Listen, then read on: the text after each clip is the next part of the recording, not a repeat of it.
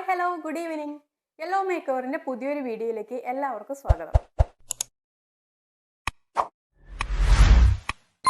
അപ്പോൾ ഈ skin care hair care എന്നൊക്കെ പറഞ്ഞു കഴിഞ്ഞാൽ നമ്മൾ യൂസ് ചെയ്യുന്ന ഫേസ് പാക്കും സിറവും അതുപോലെ തന്നെ ഹെയർ പാക്ക് അതല്ലാതെ വരുന്ന കുറേ hair care skin care product മാത്രമാണ്. അല്ല, നമ്മുടെ സ്കിന്നിൻ്റെയും ഹെയറിൻ്റെയും ഹെൽത്ത് എന്ന് പറയുന്നത് നമ്മൾ കൺസ്യൂം ചെയ്യുന്ന ഫുഡിനെ കൂടെ ഡിപ്പെൻഡ് ചെയ്തിട്ടുള്ളതാണ്.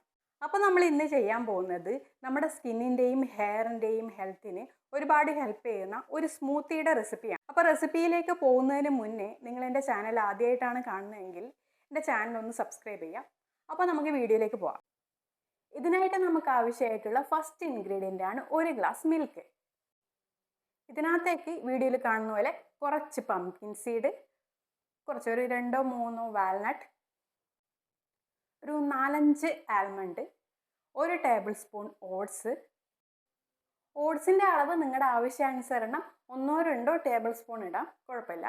പിന്നെ ഒരു 2 ഡേറ്റ്സ്, ഇതും മധുരം കൂടുതൽ ആവശ്യമാണെന്നുണ്ടെങ്കിൽ 2-3 ഇടാം, അതിൽ കൂടുതൽ വേണ്ട. പിന്നെ കുറച്ച് ചിയ സീഡ് എടുക്കുക, അത് ഇച്ചിരി വെള്ളം ഒഴിച്ച് കുതിർത്ത് വെക്കുക. അതുപോലെ തന്നെ നമ്മൾ മിൽക്കിൽ ആഡ് ചെയ്തിട്ടുള്ള എല്ലാ ഇൻഗ്രീഡിയൻസും നമ്മൾ 4 to 5 hours ഇതേപോലെ തന്നെ സോക്ക് ചെയ്ത് വെക്കുന്നുണ്ട്.